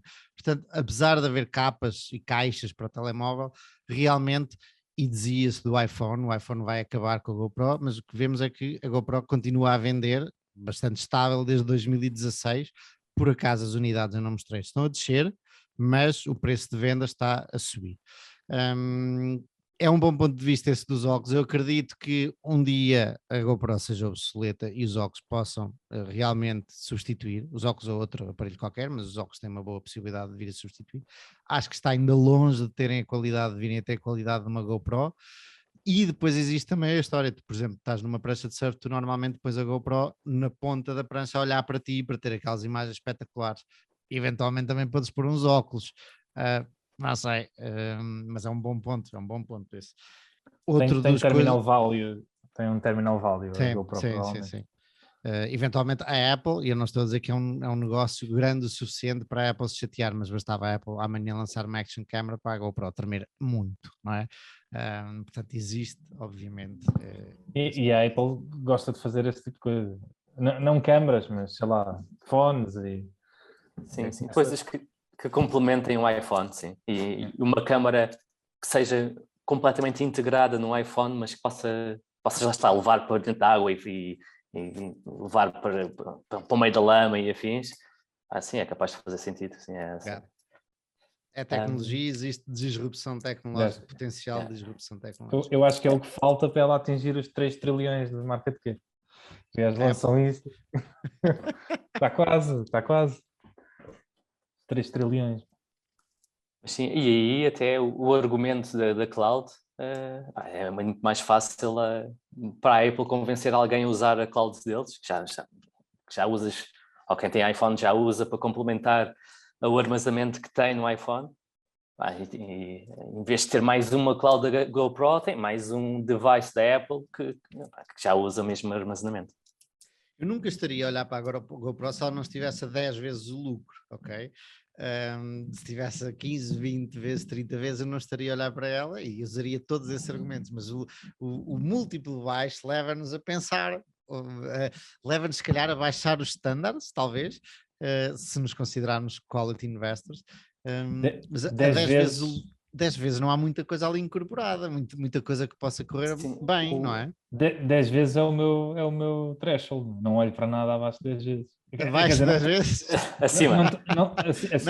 Acima ou abaixo? Acima. Não tem que apresentar 10 vezes, mas um retorno de 10%. 10%, sim. Usas a taxa de desconto de 10%. Mas aí, concordo contigo, haverá um ponto pelo qual qualquer empresa é extremamente atraente, mesmo que seja uma empresa em declínio como a Qurate, não é? O ponto aqui é o que é que eles fazem com o capital, não é? Em princípio, espera-se que comecem a recomprar ações no próximo ano, mas não há garantias ainda disso. Porque a última vez que tinham realmente capital para gastar, logo depois do IPO, escolheram investi-lo a tentar expandir para outros segmentos de negócios que não correram bem. Agora que poderão ter outra vez free cash flow positivo, ou estão a ter free cash flow positivo, há alguma incerteza sobre imagino eu, se esse capital será bem utilizado ou não. E isso é o mais relevante quando tu compras algo de múltiplo baixo, porque já não estás a apostar tanto no crescimento e no investimento do negócio em si, mas mais no retorno do capital acionista. pode estar a pensar num re-rate de 5 para 10 ou de 10 para 15, não é grande coisa, eventualmente, e depende do tempo que demora a fazer isso, não é? O re-rate, mas pode estar mas a isto, contar com isso. para apostar num re-rate, tens de apostar que o mercado vai achar um negócio melhor. Lá está, pode acontecer por causa da subscrição e tudo mais, pode acontecer, claro. Provavelmente, em vez de faturar, de lucrar em 120, lucrar em 140, 150, porque as eu achei que eles deviam aumentaram. vender as câmaras, ficavam só com o negócio de SaaS e aquilo automaticamente subia 10 vezes a valorização. Ficava 10 vezes vendas. Exato. Mas é esse o ponto de vista. As pessoas têm dúvidas do que é que o CEO vai fazer, porque fez já muita asneira. Eu tenho ideia que acho que é o CFO, se não estou em erro, que é quem já toma conta do negócio, e o CEO está ali para criar a marca e a aura da GoPro e muito menos para gerir o negócio. Mas bons pontos, todos pontos muito válidos. Eu ia te perguntar em termos de incentivos, em termos de package e afim. Ainda não fui ver os incentivos. Ele tem, o CEO tem muitas ações, tem vindo a vender bastantes, e eu acho que são todas naqueles planos automáticos pré-determinados, sabes? Que o Zuckerberg também tem e outros. Mas é um ponto que ainda não sei dizer. Mas pronto, tem incentivos por ter muito da ação, depois tem aquelas ações que lhes dão super voting power, tem 70% do voting power, não sei qual é a porcentagem, posso ir ver entretanto a porcentagem que ele tem, mas só pelas ações que tem, à partida terá... Enquanto vês e falaste no Zuckerberg, há pouco tempo fui revisitar os incentivos da board e do Mark. Pá, é muito curioso o pacote de incentivos do Mark Zuckerberg, não sei se vocês o conhecem. Mas basicamente não existe. Ele não recebe opções, não recebe ações. Ele controla a empresa, não é? Tem 0% de coisa, não é? Recebe $1 de salário base. Depois aparece como compensação todos os gastos com segurança que ele tem. Ele gasta quase 20 milhões em segurança. Sim. Pá, ele é um gajo muito... muito odiado. Sim, eu ia dizer polarizado, mas efetivamente é um gajo muito odiado. Estes gastos com segurança eram para aí 1 milhão em 2015 e passaram para 20 agora, meu. É incrível. Ao contrário do Warren, que dá quase para ires tocar a campainha. Por acaso, acho que ele tem lá um robô, uma coisa qualquer. Vocês nunca viram esse vídeo? Não. Para dizer para se afastar quando um gajo chega ao portão da porta ou perto da porta, mas pronto, não tem gastos com segurança. Até aí é barato, sai barato de não ser tu tentares ter aquela postura amigável. Tu lembraste-me, diz Gonçalo, não, e só dizer que depois é muito curioso, depois o Supervisory Board tem de justificar o porquê do Mark só receber um salário de $1, mais a segurança. E eles dizem que acham que o Mark já está suficientemente incentivado por ter tanto da empresa. É claramente verdade, ele ainda tem para aí 15%, excluindo os direitos de voto, que são mais do que 50%, ele ainda tem 15% de uma empresa que vale quase um tri. Portanto, está suficientemente incentivado. E é isto. Chegámos ao fim. Mas ias ver quanto é que ele tinha da empresa? Vi, não consegui, não encontrei. E agora quer dizer, numa peça, estou aqui à procura do proxy e tudo, mas não estou a conseguir. Posso depois cortar esta parte. Pode ir falando. 14% diz aqui. Estás a ver onde? No ticker? Da GoPro? O CEO da GoPro? Não, está a falar da GoPro. Sim, o Mark tem 14%. Mas ele disse que, em relação ao Mark, ele diz que vai vender, ou vai doar 99% de toda a sua riqueza, incluindo as ações do... Portanto, pronto, mas já o tem vindo a fazer. Tem doado... Realmente os filhos dele, não é, só vão ficar com 1 bi, não é? Com $1.000 milhões. É uma coisa pouca, não é? Não, mas e 1.000 milhões à escala atual, não é? Porque se o Facebook continuar a crescer, vão ficar com mais. Portanto... Mas pronto, isso é um dos pontos da bear case do Facebook, é o facto do Mark, ano após ano, reduzir a sua participação. Portanto, ele há uns anos... normal, então. Sim, eu acho que as pessoas, a partir de uma altura, têm de perceber que o Mark ele podia aumentar a posição, que é-lhe irrelevante. Já nada do que ele faz é por dinheiro. E, portanto, o incentivo monetário não é a razão. Se essa é a tua razão, o teu bull case, né, bear case. Yeah. O bear case não faz sentido. Yeah. Porque não é independente do dinheiro que é mais que ele faz ou não faz. Até podes argumentar, a partir do momento em que ele decidiu não vender o Facebook por 1 bi e ter ido vomitar à casa de banho por essa decisão, o dinheiro perdeu grande parte do seu valor e do impacto que tem na cabeça dele. Yeah. O gajo do GoPro tem 17 e qualquer coisa por cento de empresa ainda. Tem aqui tem salário base já agora desculpa, tem salário base de 825 mil e o target e o bónus pode ser de outros 825 mil. Depois não sei a que é que estão ligados os bónus, isso tinha que ir ver. Olha, está aqui, Metrics and Weights, Revenue, 60% pre-tax profit or loss, 20% da subscrição e 20% do revenue. Acho que é isto. Não é espetacular, mas pronto. Nós gostaríamos de ver em relação, por exemplo, o free cash flow por ação ou o lucro por ação, ou o retorno sobre o capital, seriam boas. Diogo. Estava a dizer, uma das indústrias que eu tenho estudado já há uns tempos é lá da indústria do cannabis, lá nos Estados Unidos, por acaso também sei que vocês têm interesse nisso.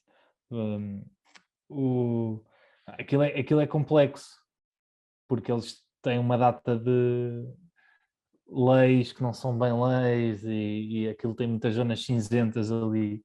E uma das coisas que eu tinha visto aí há uns tempos, do porquê é que fazia sentido falar de EBITDA nas empresas de cannabis hoje em dia e não de lucro, é que elas não podem, está a faltar o termo em português, mas... apresentar lucros? Não podem apresentar lucros. Elas não podem abater aos impostos despesas. Ou seja, elas são taxadas neste momento sobre a faturação. E, portanto... um bocadinho como a indústria do jogo também.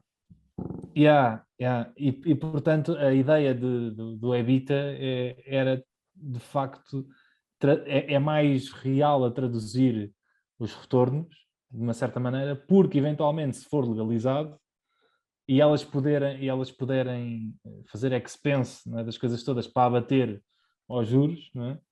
O net income dispara no momento em que aquilo for legalizado. Que aquilo havia uma nuance de... Porque se tu estás a pagar impostos não sobre o EBITDA, mas sobre a faturação, não é? No momento em que legalizas aquilo e passas a pagar impostos sobre o EBITDA, tu tens ali uma taxa de imposto que cai, não é? Brutalmente. E cai mais quanto menores forem as margens. Não me percebi, desculpem lá. Não te esqueças do que ias dizer, Diogo. A partir do momento em que for legalizado, o que é que tu dizes que cai? Os impostos que eles pagam ao Estado caem brutalmente, porque eles vão poder fazer expense das coisas em termos contabilísticos para não pagar impostos sobre isso. Vão deixar de ser os impostos sobre as vendas e passam a ser sobre os lucros, é isso que dizes? Sim. Ok. Exatamente. Okay. Não, mas mesmo assim, porque é que deves olhar para o EBITDA? Não, deves olhar para tudo, obviamente. Óbvio. Mas esta questão de o lucro que eles estão a ter agora, em parte está, se for legalizado, ou quando for legalizado, ninguém sabe, não é? A nível federal, nem é ser legalizado, é o safe banking passar. Não sei se viste o que é que era isso. Mas basicamente esse net income vai disparar, neste momento está relativamente comprimido porque eles estão a pagar impostos sobre a faturação. E outra coisa interessante é que eles não podem usar cartões, eles têm que fazer as vendas todas a cash. Existe uma empresa após a Bit, que eu tenho visto muita gente falar, que faz exatamente, que funciona como banco das empresas de cannabis, e vejo muita gente muito interessada nisso, porque os gajos são dos poucos que estão a permitir às empresas de cannabis não ter cash, porque pelos vistos as empresas de cannabis andam a pagar a todos os empregados, é assim, é dinheirinho, assim nas estufas. É surreal, mano. E a outra coisa que eu descobri há pouco tempo é que a maior parte delas são donos de toda a parte, todas as lojas que detêm, porque não podem fazer, não podem, ou é complicado fazer leasebacks, sales and leasebacks aos bancos, porque lá está, porque não podem trabalhar com os bancos. Então elas detêm Real estate. o real estate todo. Há empresas, por exemplo, a Verano, que tinha 600 milhões de dólares em real estate, unencumbered, estás a ver, tipo, portanto, no mínimo, yeah. E aquilo tem nuances muito engraçadas, porque aquilo obviamente pode correr muito mal.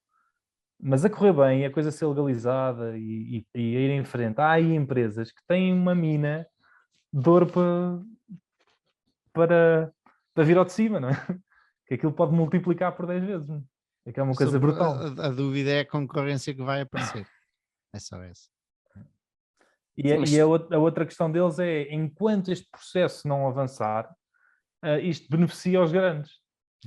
Porque os pequenos não têm acesso a nada, não conseguem... Os grandes ainda vão conseguindo crédito, de alguma maneira, nem que seja private placement de dívida, taxas de juros altas, mas tipo 8% ou 9%, mas ainda conseguem. Os pequenos estão ali completamente atados, não conseguem fazer nada.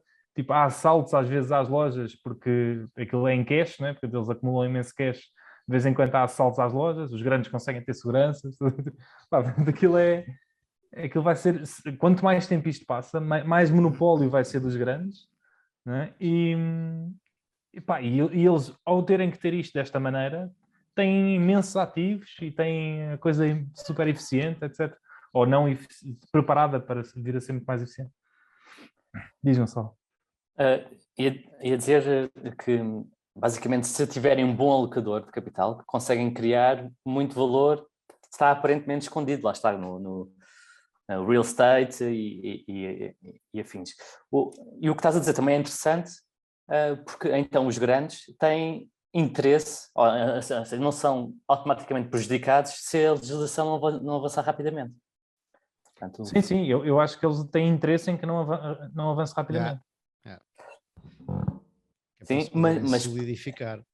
Tens aqui as duas partes, não é? Tens a parte de poderes tornar as tuas operações mais eficientes e a parte da concorrência. Tens a parte de poder distribuir os 600 milhões que tens em propriedade que podias fazer sell and leaseback e passar isso aos acionistas e tens a concorrência. Portanto, tens aqui duplos interesses, não é? Em termos de legislação. Existe possibilidade de fazerem sell and leaseback com o Power REIT, que é exatamente o que faz o Power REIT. Se viram a minha análise à Milk, está lá, quem faz. Power REIT é um REIT que só se dedica agora a ter estufas e real estate de erva, de cannabis, e portanto facilita a estes pequenos essa parte. Portanto, eles não têm que se preocupar com nada do que é infraestrutura, só têm que se preocupar com as operações. Mas mesmo assim ainda é pequeno o Power REIT, ainda é uma microcap. É uma indústria... Eu gosto de estudar e gosto de aprender, não percebo muito disso. Aquele gajo que eu nunca me lembro do nome dele, Aaron, né? O Aaron é que é quase tudo o que aprende vem dele, exato. Mas realmente eu acho que há ali muito dinheiro para se fazer, se a coisa for bem feita. É uma indústria super interessante, até porque depois vais a ver e estas margens estão super deprimidas por causa destes riscos todos e porque não há... a liquidez também é inexistente. Tipo, vou dar outra vez o exemplo da Verano, porque é grande. A Verano tem 4 bis de market cap. E ela chega a ter dias em que transaciona tipo 5 milhões de dólares em ações. Ou 4 milhões, ou 3 milhões. No market cap de 4 bis. A história é que as pessoas têm medo quando legalizar, aconteça o mesmo que aconteceu no Canadá. No Canadá. Olha, o Capi escreveu sobre isso. Vai entrar uma brutalidade de dinheiro no setor. Quem diz que esses que lá estão agora é que vão safar-se, não é? Quem diz que o tipo que tem 3 estufas vai ganhar a altria ou de cigarros ou assim. Por isso é que quanto mais tempo passar, melhor é para os atuais. Mas é um jogo interessante. Mas senhores, estamos a chegar ao fim. Alguém tem considerações finais? Nenhuma. Um ótimo fim de semana, pessoal. É isso.